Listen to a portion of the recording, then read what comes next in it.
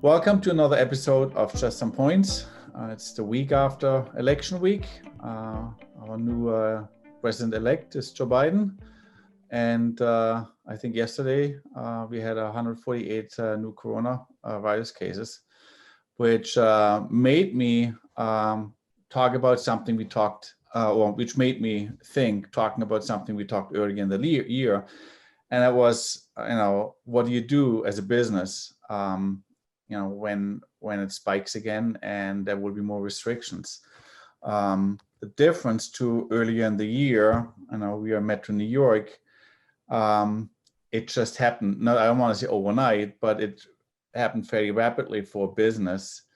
And since then, a lot of businesses adjusted to it and made changes, but then in summer it eased up.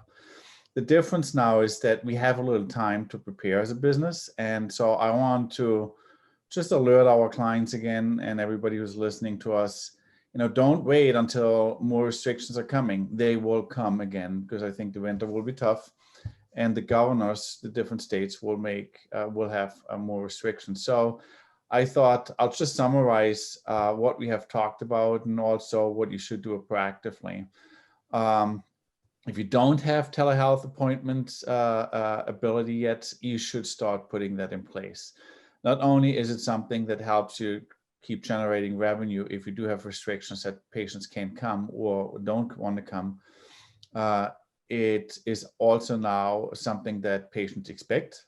I think 2020 was the breakout year for telemedicine or telehealth, and it's something you should be seriously consider, especially considering that the winter will be tough.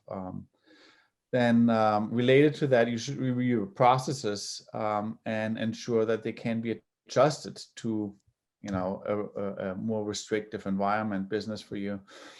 How do patients get in touch with you? Can they make appointment requests online? Any of those things, what do you have to change with your staffing? Who's doing what? You might need somebody, to lead. You might not need somebody to lead patients into the treatment rooms anymore, but you might need somebody to maybe manage the online intake process. So it's just be aware of those things and make those changes and adjustments now while you're not in an emergency situation. Beef up your websites, specifically your content. Patients want to see more, have different needs when they can't come in. They expect more answers to questions they might have. So the top things for your website you should look at: add content for the most common questions that people might have. Add content about maybe new processes you're implementing now or will implement, and make it overall easy for patients to engage with you as a practice.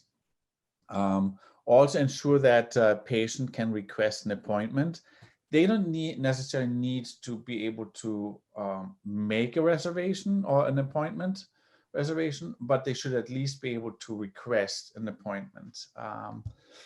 And then also with all the changes, make sure you test processes. We've seen it too often that people put processes in place, but they don't test them and they have breakdown points. So one thing different to the spring, I think it's very important, be proactive with your communication. Start communicating with your patients now if it could happen in your state. Tell them that you're ready. Tell them that you're working on. Tell them that you will have telehealth or telemedicine, or you have it, even if they don't feel the urge yet, but be proactive. And then related to that, increase the patient communication overall. You might want to have,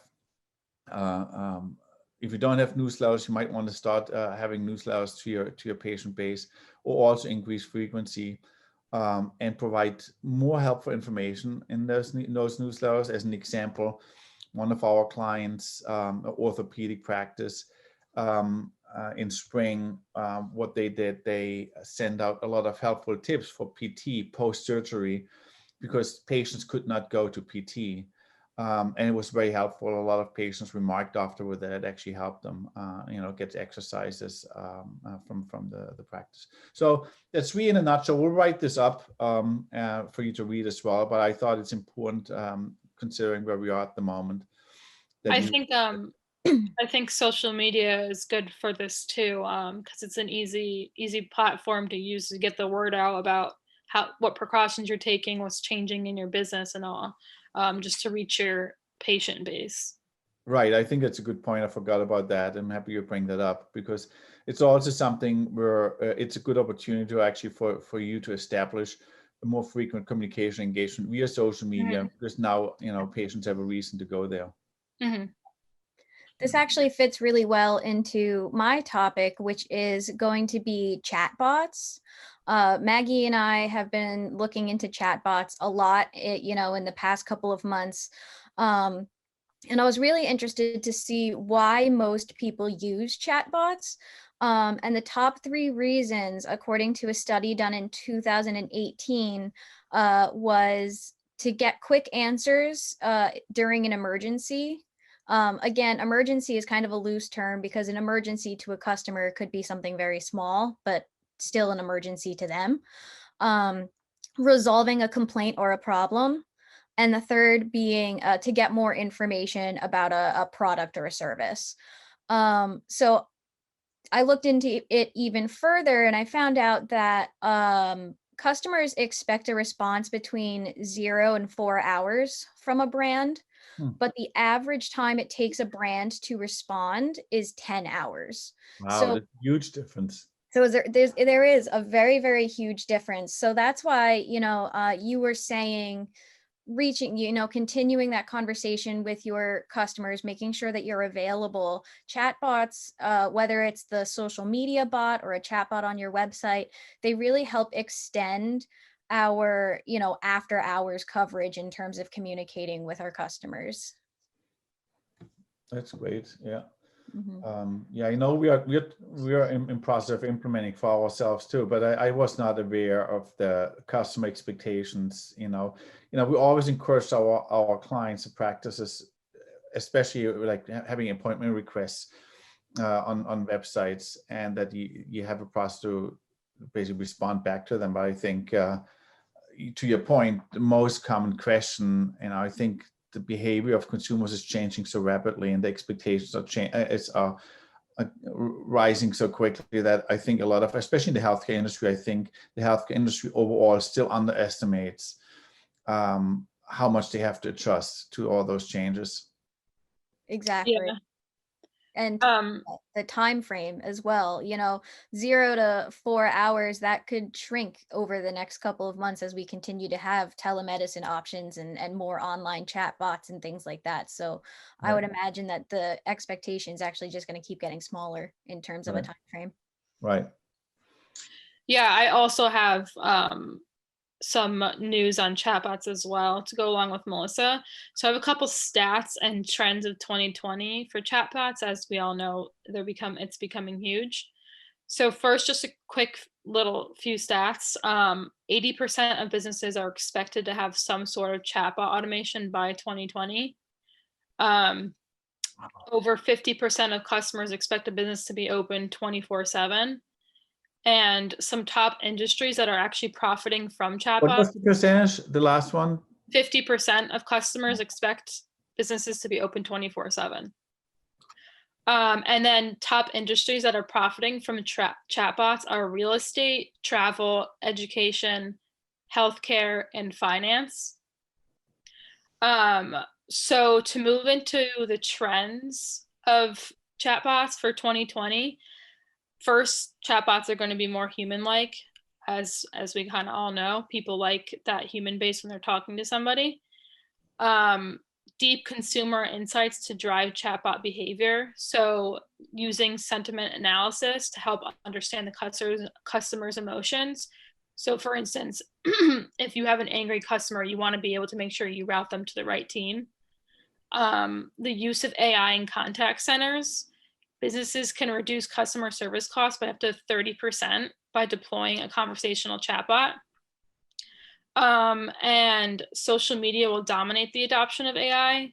So part of social media, as we know, is used for ordering products, looking up services, looking at reviews, and basically just getting in touch with the business. So integrating chatbots, like we said before, with social media has almost become necessary. And then lastly, overall chatbots will just become an integral part of daily lives. Wow, with this movement. that's huge. So again, well, I think a lot of people still shy away from chatbots because they say, well, they can't answer all the questions. But I Right. think not at the moment. It's not about answering all the other questions, but at least start a conversation and answering the most important questions, especially the canned questions. Right. And I think that's where I think people should create some awareness for their own business and why they should start. All those statistics you just read down, they're all, making me say, okay, that's a no-brainer.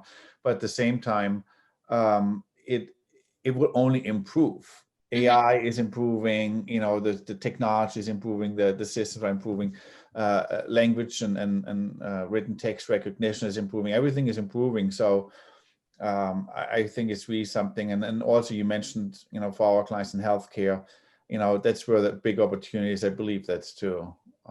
Yeah. And it can in turn help improve your business as well, based off the questions that people are asking and the information they're looking for. It can help you figure out how you can improve your business. I remember, like I want to say 10, 15 years, 10, 12 years ago, we had a client, they struggled a lot with the call volume they had in their call center or the front desk. And at the time, again, 12 years ago, their website was very rudimentary. It didn't really invite you to have any other engagement. And we re-implemented new processes and added new content, Q&A, and actually also did some triaging with questions. And we did a lot on the website, and we were able to drop the traffic on the central line by 70%, and at the same time increase the appointment requests. So we made people go away from just calling to go right away to appointment requests. And I think the bots can have a similar impact, that you drive people away from having questions, having to call, to right away, okay, they gave me the answers I wanted to have at the high level, and now I want to make an appointment. So very interesting. As always, Maggie, Melissa, I learn everything, a lot every week. So thanks a lot. I hope everybody else finds it interesting too. See you next week.